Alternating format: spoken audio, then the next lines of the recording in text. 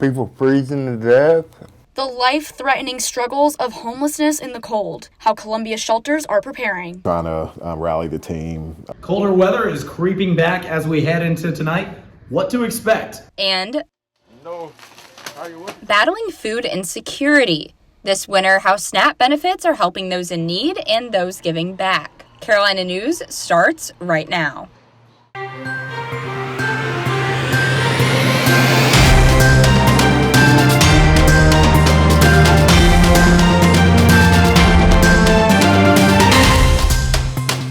Welcome to Carolina News. I'm Bridget Brochalski. Thank you for joining us. I'm Violet Raftery, and we're coming on air with breaking news. People in Northern California are now moving inland after a 7-magnitude earthquake struck near the Oregon border. A tsunami warning was just lifted from the area. Strong shaking was also reportedly felt in the Bay Area. We'll keep you updated as we learn more. But in Columbia, today's warmer feel will not be sticking around much longer. We're bringing you team coverage of how the colder weather is impacting different communities across the state.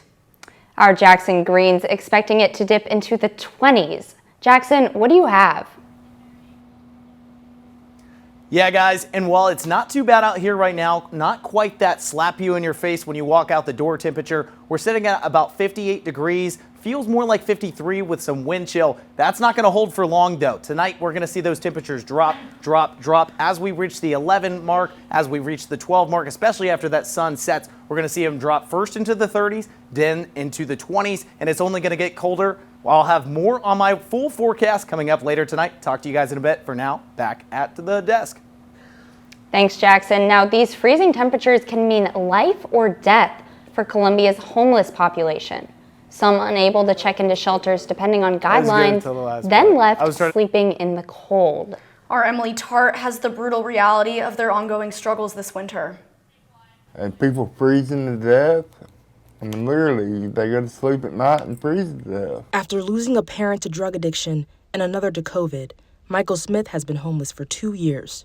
But one season is worse than others. The winter is the worst because of the cold, the rain, and all that. And in Columbia, there are more than 15 homeless shelters that can house anywhere from 40 to 125 people year-round. But homeless shelters like Oliver Gospel say they understand the harsh realities of homelessness in the winter, and they prepare. The team about a month and a half prior to the time that we're really expecting to see the temperature start to drop. Chris Love is the program manager at Oliver Gospel and says they do inventory months in advance. Make sure that we inventory how many blankets do we have, how many hats, scarves, socks. But where does Oliver Gospel get their resources like blankets and gloves for these colder temperatures? They're all donations, yeah. We are heavily dependent on the community. And for Smith, people that Oliver Gospel setting me in and giving me a place that I can lay my head and keep dry, stay warm, shower. The importance of having somewhere to go is the main thing. In Columbia, I'm Emily Tart, Carolina News. The winter months are also some of the hardest for families living in poverty. That includes nearly 5.5 million South Carolinians. Our Bill Fry has how some organizations are feeding those in need. Food, a basic human need which some people will struggle to have over the holidays. Aaron Rowe is the CEO of Harvest Hope, a charity which attempts to alleviate stress on South Carolinians. When you think about food insecurity, a lot of times people want it to be because of something an individual did, where typically it's a result of a barrier to access to things. It's just simple math. South Carolina is estimated to require over $484 million more per year to meet people's food needs. The Government Supplemental Nutritional Assistance Program, or SNAP, provides funding to people suffering from hunger. 48% of households receiving these benefits have kids, and the program does help generate economic activity. You know, when you look at South Carolina, we have a lot of good numbers, but we also have a very high food insecurity rate. In South Carolina, 1/8 of individuals and 20% of children struggle with food access, meaning that businesses that accept EBT and charities are crucial to feed the hungry. Not only can programs like SNAP help customers, but also local businesses. Tom's Creek Family Farms has a mobile market which can assist people located in low-income areas. Yeah, the SNAP benefits helps us as a business, and for the customers, they can literally stretch their budget out because they can do it as many times as they want. There's no limit on it. When you have those rural areas, you're going to have a lot of barriers to necessary items, whether it's education, healthcare, and food access. Meaning government assistance and charities could help others receive canned or fresh goods this season. In Columbia, I'm Bill Fry, Carolina News.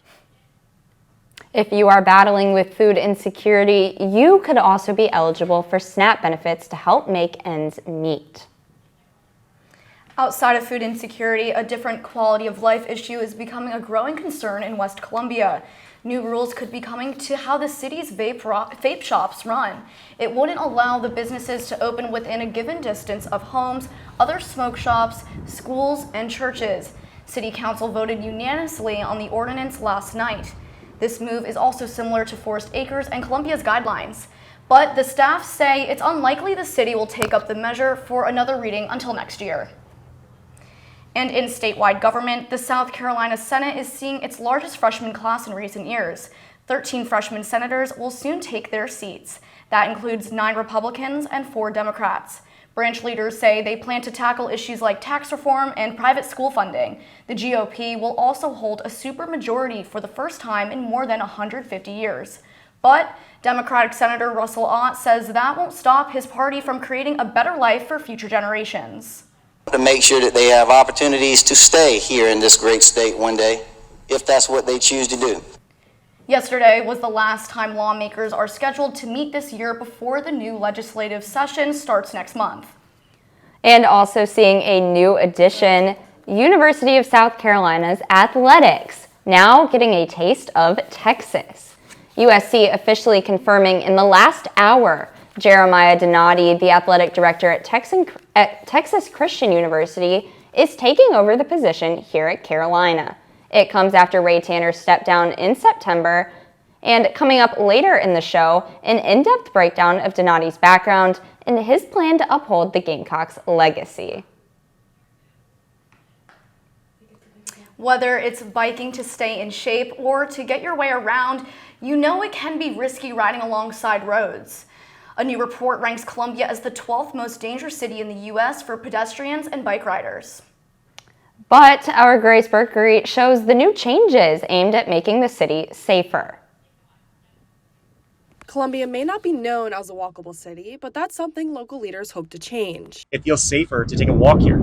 It feels safer to go on a bike ride. It's safer for everybody because this street is for people. A newly unveiled bike lane on River Drive is a step in that direction, and it's the first of its kind in Columbia. So here is the completed bike lane, and as you can see, it runs all the way down here on River Drive, and it has enough room so that both the drivers and the bikers can stay safe on the road. It's 5 feet wide with a painted buffer designed to slow traffic, and it goes all the way through West Columbia, Granby Park, Bull Street, so you can loop around without ever getting in your car. While River Drive has seen improvements, some Columbia residents are unsure about the bike accessibility in their neighborhoods. I've kind of gone through peaks and valleys of feeling like this is going to be a great project and then feeling like this is a waste of time. The 5 Points area has been under construction since the spring and will include a bike lane. But Hicks hopes that one day there could be physical bike lane barriers, or as he calls them, armadillos, which are small parking block type things that are about 4 inches tall that you really don't want to hit with your car. But for now, while we don't have those, get off your phone, pay attention when you're driving. I used to get big gulps full of soda thrown at me out the window of moving cars all the time in high school. That doesn't happen anymore, and I think it's because people are looking at their phone and they don't see me until it's too late to grab their big gulp. Make sure you pay attention on the roads and be mindful of bikers. In Columbia, I'm Grace Berkery, Carolina News. To commemorate the River Road Bike Lane unveiling, you can catch a community bike parade this Sunday at Earlwood Park starting at 1 in the afternoon. Next, 'tis the season of giving, how one pop-up market is helping Columbia's disabled community. Plus, as Americans' trust in media dips lower and lower, how artificial intelligence threatens how we see the world around us. Welcome back. Breaking nationally, NYPD revealing the face of a person of interest in the deadly shooting of United Healthcare CEO Brian Thompson. That happened just yesterday in Manhattan. The picture on your screen shows the unmasked person in a New York City hostel. In the second surveillance image, even appearing to smile. Today, a new message out to the employees of the company. There are no words to describe how so many of us are feeling right now. Brian was a truly extraordinary person. New evidence also suggests the suspect may have left messages on the bullet casings at the scene. And in South Carolina, people in the Midlands are struggling to buy and stay in their homes. Property company Adam finds Richland County has the 9th highest rate of mortgages facing a foreclosure filing. That's out of all U.S. county metro areas. It comes down to one mortgage in every 582. The data continues the trend when the state ranked 6th highest of foreclosure filings in the nation just last year. Census data also finds nearly half of South Carolina households are financially burdened. And jobless claims are now rising to a 6-week high as South Carolina's unemployment rate sits higher than the national average. New Labor Department data finds 224,000 people applied for first-time employment benefits just last week. That's 9,000 more than the week before. It's also much higher than economists' expectations, and it comes as a different report says job cuts are slightly rising month after month. Recent numbers show there are 118,000 unemployed people in the state. And craft fairs are just one way some people use to earn some extra cash. Our Eden Massey shows how one holiday market is giving business opportunities to those with mental and physical disabilities. This holiday market looks like any other at first glance. The hallways are lined with stocking stuffers like jewelry, baked goods, and coffee. What's different about this market is the vendors. Each of the 24 vendors is someone with a disability or a disability agency. One vendor is Lila, who runs the booth Limitless Lila with her mom. She sells baked goods, jewelry, and clothes at her table. Her favorite thing to sell? Chocolate brownies. Lila and her mom Paget don't just run this booth to sell brownies and earrings. If she doesn't want to do this when she's a young adult, then she will be legitimately employable. Can I get 2? That's awesome. Thank you. Okay, I just bought 2 of Lila's double chocolate brownies. She says they're her favorite here at the holiday market at the South Carolina Department of Disabilities and Special Needs, where people with disabilities can sell things and learn job skills and social skills that will stick with them for a lifetime. Lila started her booth at the DDSN holiday market, and now she's learned enough skills to expand her operation. But we also do door deliveries and have regular customers that buy from us every week. Everyone at the market can get real-world work experience with the help of the DDSN. It's a difficult challenge for individuals with disabilities to gain employment. So this is a way to help them refine those skills. Sometimes it's the first time they've ever had that opportunity. As customers walk around to pick out their gifts, they can also give vendors like Lila the opportunity to support themselves. At the DDSN Holiday Market, I'm Eden Massey, Carolina News. The Department of Disabilities and Special Needs is moving to a bigger facility next year, meaning the market can hold more than the 24 vendors it holds annually. Today's event was just one piece of the larger puzzle of pop-up markets going on throughout the city. The Richland Library is putting on a slew of different ways to get into the holiday spirit. There's one happening today at the Sandhills location, one next Wednesday at the main location downtown, and another downtown on December 18th. Yeah, and Bridget, with all of these events going on, let's check in with Jackson to see if you'll need to pack some extra layers. Jackson? And you may have to, but especially after tonight, we're at the top of that temperature roller coaster right now, but that baby is going to come crashing down once that sun sets. I'll have more tonight on what the rest of your night is going to look like. Come back right after the break. Stay close. Welcome back, guys. Let's talk some weather. So right now we're sitting at 58 degrees, like I said, but some of those wind is keeping those temperatures down. Feels a little bit more like 53 degrees. Either way, happy holidays. That's all I have for you. And back to y'all in the studio. Thanks, Jackson. AI is revolutionizing all sorts of industries, and it's now seeping into the nation's media outlets. Some papers and TV stations are rethinking how to approach informing the public. Our Noah Burgess has how these technologies are altering the news. It feels like AI is taking over. There's hundreds of millions of people using this already. There will be billions, and like with any other tool, people will be able to do things they just couldn't do before. But can we trust AI when it comes to giving us the news? I think that already there's an issue of trust, both with AI as well as the media.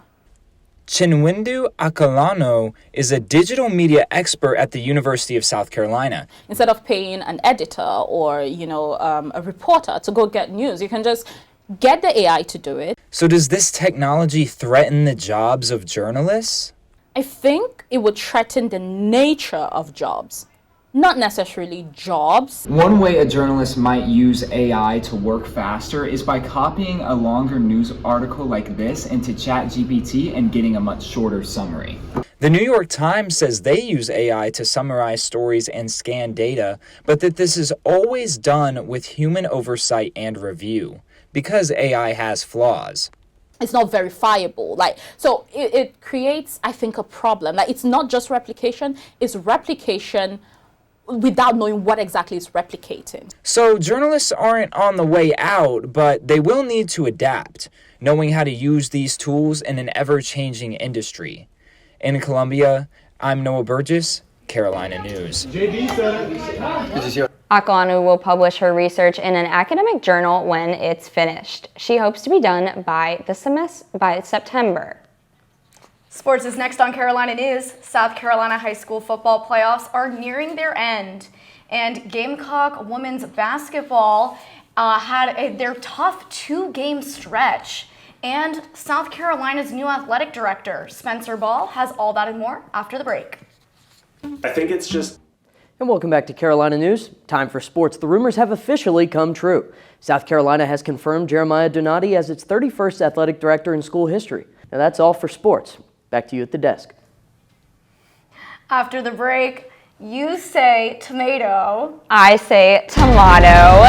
The most mispronounced words of the year in just 2 minutes. Finally tonight on Carolina News, something we are all guilty of every now and then, and that's fumbling the pronunciation of certain words. Yeah, Bridget, Babbel put together a list of the most mispronounced words of 2024 in the United States and the UK. Some words topping the list include U.S. Vice President Kamala Harris, award-winning Irish actor Barry Keoghan, the weight loss drug Ozempic, and U.S. actress Zendaya. Now, Bridget, you and I know a thing or two about mispronunciations, right? Yeah, no, absolutely. That hits very close to home, especially with all those celebrity names in there. My last name, Bruchowski. It looks intimidating, but I swear it's phonetic. Yeah, we have people mispronounce our names all the time, especially as reporters getting throws to us where they say Raftery or Bruchowski wrong, but thankfully at least we know how to say each other's. Yeah, and you know who else's last name is easy? Jackson Green. Absolutely. Let's take it back out for that 5-day forecast. Yeah, guys, I mispronounce some words too. People always get on me. I say marinara, not marinara. Neither here nor there. Let's get into the weather. I know you guys want one more look at what your weekend's going to look like. As I said, it's going to be a little bit cold this weekend, 47 degrees, 53 degrees. But as we head on in, it's just going to continue to go up and up. I know a lot of things coming up this weekend. SantaCon potentially traveling up for the ACC championship game in Charlotte. A lot taking place this weekend. Temperatures should be cold and then back up again. That's it for me. Back to y'all.